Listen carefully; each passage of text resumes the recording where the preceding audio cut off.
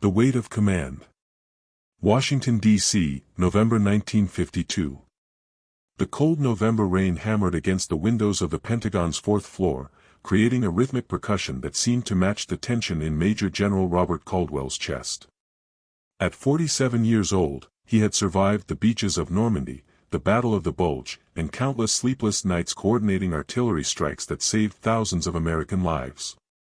But nothing in his decorated military career had prepared him for this moment. "General Caldwell, the President-elect will see you now," said the young aide, a fresh-faced lieutenant who couldn't have been more than 23. The kid probably still had the smell of boot polish and training camp on him. Robert stood, straightening his uniform jacket adorned with ribbons that told stories of valor, sacrifice, and brotherhood. The Purple Heart. The Distinguished Service Cross. The Bronze Star with V device. Each one represented a moment when he had made the right call, when his decisions had turned the tide of battle. Today, he would receive his greatest honor yet, command of the newly formed 7th Infantry Division, tasked with modernizing America's ground forces for the uncertain future of the Cold War. The aide led him through corridors lined with portraits of military legends, Marshall, MacArthur, Patton. Men who had shaped history. Soon, Robert thought, his own portrait might hang among them. The office was smaller than he'd imagined, but the presence of the man behind the desk filled every corner of the room. Dwight D. Eisenhower, soon to be the 34th President of the United States, looked up from a stack of documents. His famous smile was nowhere to be seen. Instead, his face bore the weight of a man who had orchestrated the liberation of Europe and now prepared to shoulder the burden of leading the free world. "General Caldwell," Eisenhower said, his voice carrying the flat Kansas accent that Robert had heard countless times on radio broadcasts. "Sit down. We have much to discuss." Robert sat, maintaining the perfect posture drilled into him at West Point 26 years ago.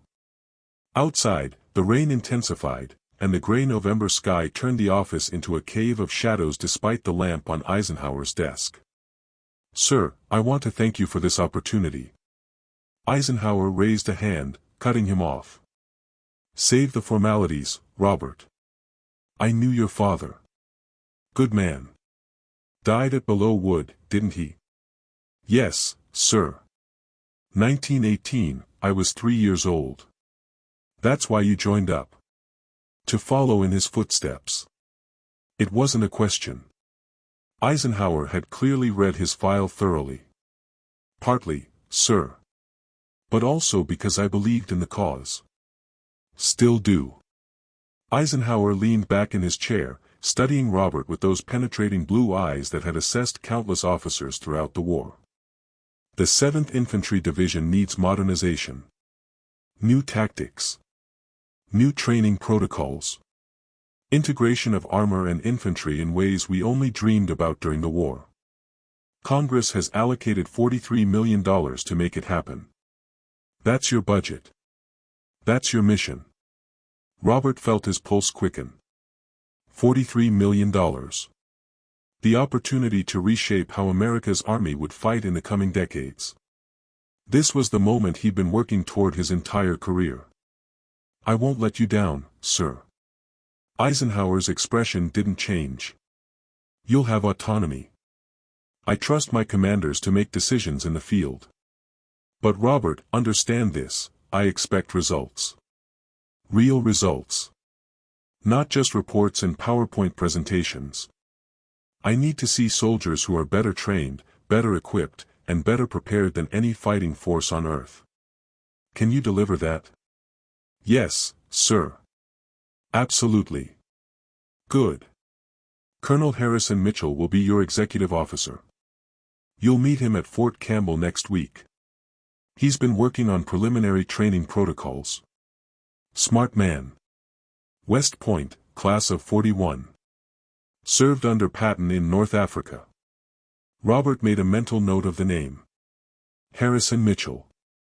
He'd heard it before, something about innovative tank warfare tactics during the Sicily campaign.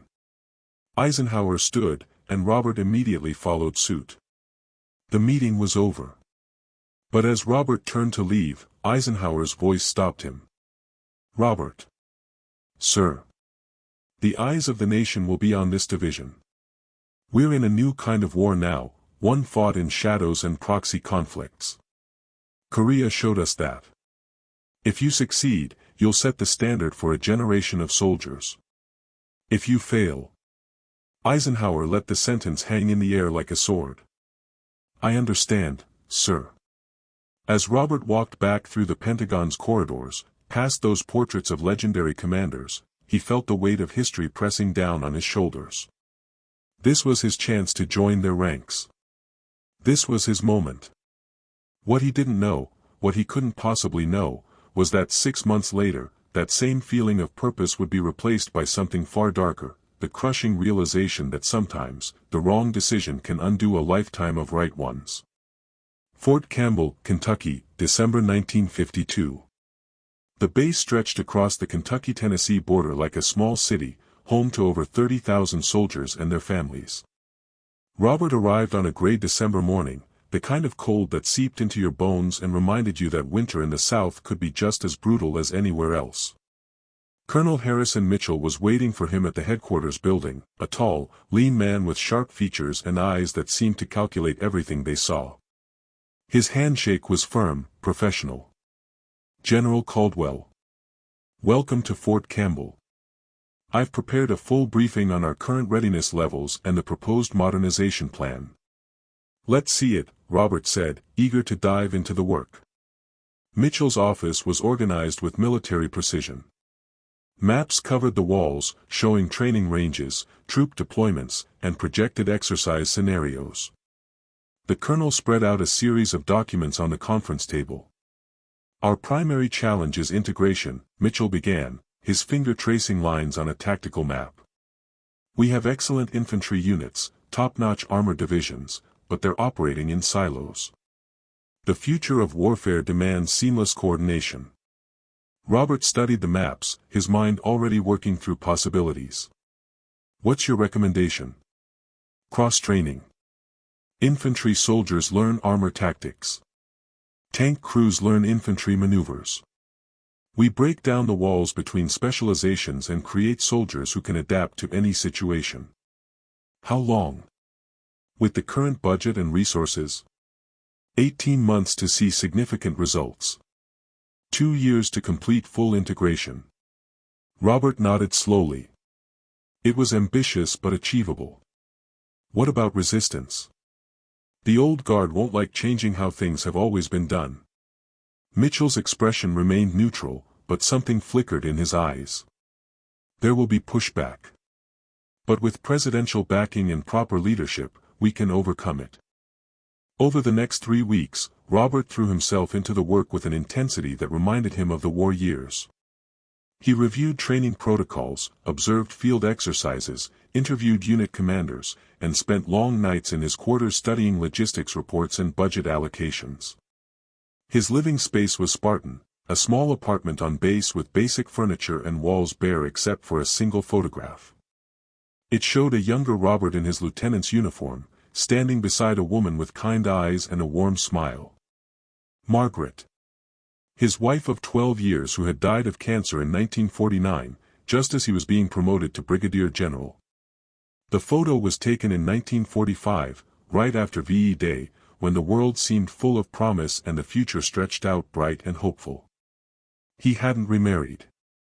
Hadn't even tried. The army had become his family, his soldiers his children, his career his legacy. On Christmas Eve, Robert sat in his office long after most personnel had gone home for the holidays. Outside, snow had begun to fall, unusual for Kentucky but beautiful in its rarity. He was reviewing a proposal from Mitchell about accelerating the timeline when his phone rang. Caldwell. General, it's Lieutenant Morrison from Communications. We have President-elect Eisenhower on the line for you, sir. Robert's heart jumped. Put him through. There was a click, then that familiar Kansas voice. Robert. Merry Christmas. Merry Christmas, Mr. President-elect. I didn't expect to hear from you tonight.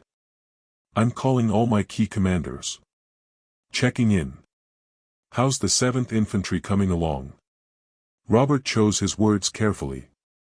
Ahead of schedule in planning, sir. We're finalizing integration protocols and preparing to begin Phase 1 training in January. Colonel Mitchell has been invaluable.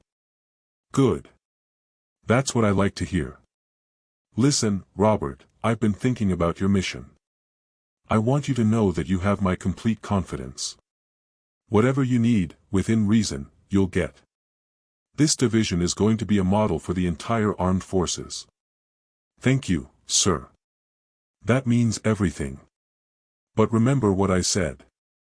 Results matter. Not just activity, but actual, measurable improvement. I'll be watching closely. After the call ended, Robert sat in the silence of his office, watching the snow fall outside his window. The pressure was immense, but so was the opportunity. He thought about his father, dead before Robert could even form memories of him. This was his chance to honor that sacrifice, to prove that the Caldwell name meant something. He had no idea that the seeds of his downfall had already been planted, buried in budget spreadsheets and training schedules, waiting for the right moment to sprout into disaster. The first cracks. Fort Campbell, Kentucky, March 1953. The spring thaw came early to Kentucky, turning the training grounds into a muddy expanse that tested both equipment and endurance. Robert stood on a reviewing platform, watching as the first integrated units ran through their exercises, infantry and armor working in coordinated precision that would have been impossible 6 months ago. Beautiful, isn't it? Colonel Mitchell stood beside him, binoculars raised. Like watching a symphony. Robert had to agree. The tanks moved with purpose, providing cover fire while infantry units advanced in coordinated waves. The radio chatter was crisp, professional. This was what modern warfare should look like. The brass from the Pentagon will be impressed, Robert said. We're 3 weeks ahead of schedule. Mitchell lowered his binoculars, and Robert caught something in his expression, a fleeting moment of hesitation. But before he could process it, the colonel was smiling again. General, there's something I need to discuss with you. In private. They walked back to headquarters, boots squelching in the mud. Inside Robert's office, Mitchell closed the door and placed a folder on the desk. What's this? Robert asked. Budget reconciliation. I've been reviewing our expenditures against the congressional allocation. Robert opened the folder, scanning the columns of numbers. His expertise was tactics and leadership, not accounting.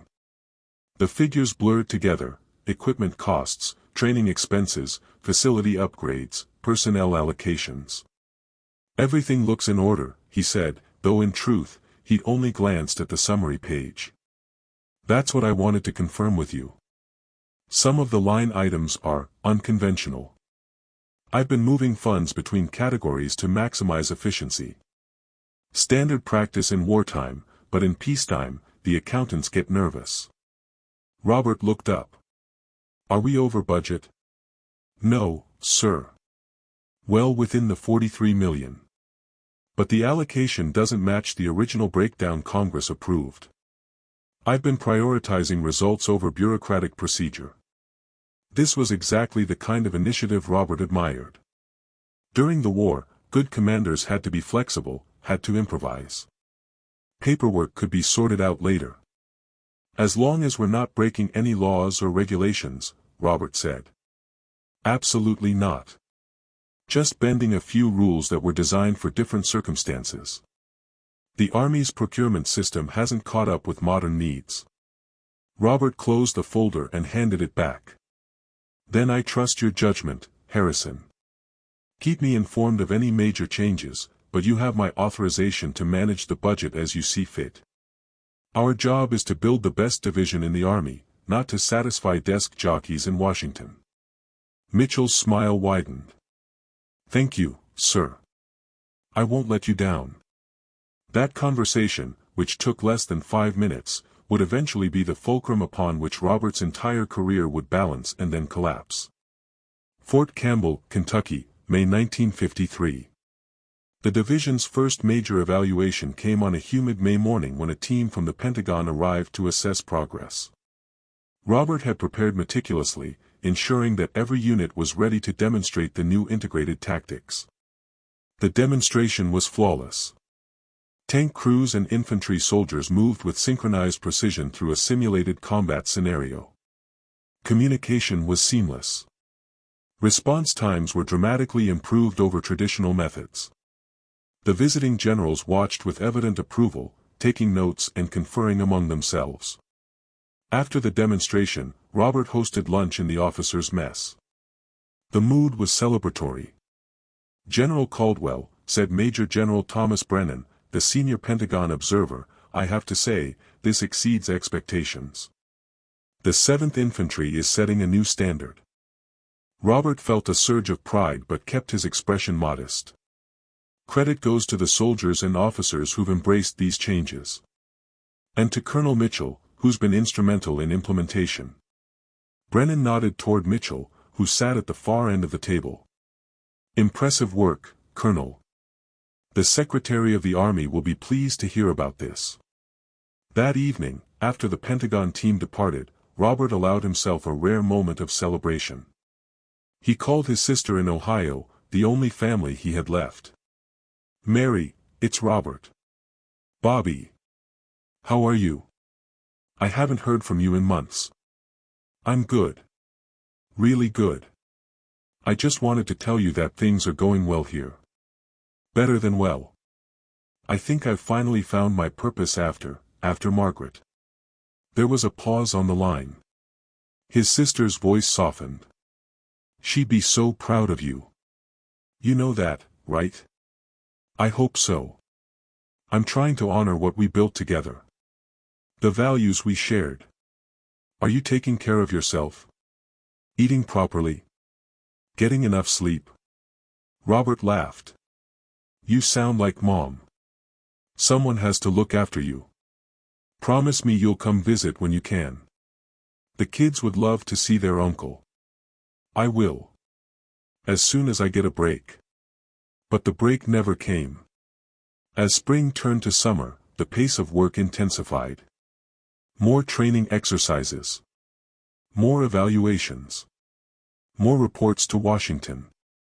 Robert's days began at 0500 hours and rarely ended before midnight.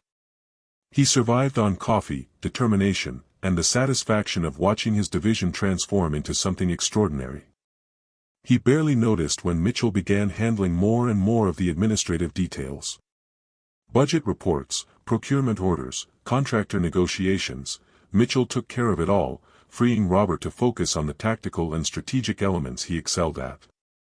"I don't know what I'd do without you," Robert told Mitchell one evening as they reviewed the next quarter's training schedule. "Just doing my job, sir. We're a team." What Robert didn't see, what he was too focused on the mission to notice, were the subtle signs of trouble brewing. The way certain supply officers would glance nervously at each other when Mitchell issued orders.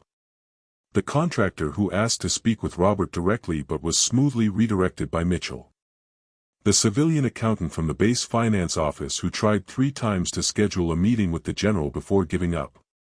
Robert trusted his executive officer completely. Mitchell had proven himself competent, dedicated, and loyal.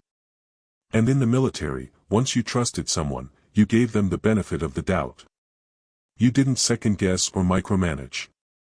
That trust, built on genuine respect and successful results, would prove to be Robert's fatal flaw. Washington, D.C., August 1953. The summons came on a Tuesday afternoon. Robert was in the middle of planning a major field exercise when his aide knocked on the door. "General, there's a call from the Pentagon. General Brennan's office." Robert picked up the phone, expecting congratulations or perhaps another evaluation request. "General Caldwell, this is Colonel Phillips from General Brennan's staff. The General requests your presence in Washington tomorrow at 0900 hours. A car will pick you up at Reagan National." "Of course. Can you tell me what this is regarding?" There was a slight pause. "The General will brief you in person, sir." That night, Robert barely slept. He ran through every possible scenario. Maybe they wanted to expand the program to other divisions. Maybe Eisenhower wanted a personal update. Maybe they were considering him for promotion to lieutenant general. He arrived at the Pentagon 20 minutes early, his uniform pressed to perfection, his shoes shined to a mirror gleam. The receptionist directed him to a conference room on the 4th floor. General Brennan was waiting, along with two men Robert didn't recognize, one in an army uniform with legal branch insignia, the other in a civilian suit that screamed federal investigator. "General Caldwell, please sit down," Brennan said. His tone was formal, distant. Nothing like the warmth he'd shown during the May evaluation. Robert sat, a cold dread beginning to form in his stomach. "This is Colonel James Hartley from the Judge Advocate General's office, and Mr. David Preston from the Government Accountability Office," Brennan continued. "They have some questions about financial irregularities in the 7th Infantry Division's modernization program." The room seemed to tilt. Financial irregularities? Preston opened a thick folder, pulling out spreadsheets covered in red annotations. "General Caldwell, are you aware that over $8 million from the congressional appropriation has been diverted from approved categories?" "Aye. Colonel Mitchell handles the day-to-day budget management. But he assured me everything was within regulations." "Did you personally review the quarterly financial report submitted to Congress?" Colonel Hartley asked. Robert's mouth went dry. "I reviewed summaries. My focus has been on training and tactical development." "Did you authorize payments to contractors that weren't part of the original procurement plan?" "Mitchell would bring me authorization forms. If he said they were necessary for the mission, I signed them." Preston leaned forward. "General, did you know that 3 of those contractors don't actually exist? That the payments went to shell companies?" The words hit Robert like physical blows. Shell companies. Fake contractors. $8 million. "That's impossible," he said, but even as he spoke, he felt the ground shifting beneath him. All those budget reports he'd barely glanced at. All those authorization forms he'd signed while focused on training schedules. All those times Mitchell had smoothly handled complications. "Where is Colonel Mitchell now?" Brennan asked. "At Fort Campbell, as far as I know." Brennan and Preston exchanged glances. "General Caldwell, Colonel Harrison Mitchell disappeared 3 days ago. He withdrew $200,000 from an offshore account and hasn't been seen since. We've issued a warrant for his arrest." The conference room fell silent except for the hum of the air conditioning. Robert stared at the spreadsheets, his mind racing through months of conversations, decisions, trust given and betrayed. "I didn't know," he said quietly. "I swear to you, I didn't know." "That's what we're here to determine," Colonel Hartley said. "General, I need to inform you that you're under investigation for dereliction of duty, misappropriation of government funds, and fraud. You have the right to legal counsel." Robert barely heard the rest of the conversation. The Miranda-like warnings. The explanation of the investigation process. The instruction to remain available for questioning. His mind kept circling back to one moment, that March conversation in his office when Mitchell had shown him the budget reconciliation. The moment when he'd chosen to trust instead of verify. The moment when his focus on the mission had blinded him to the corruption happening right under his nose.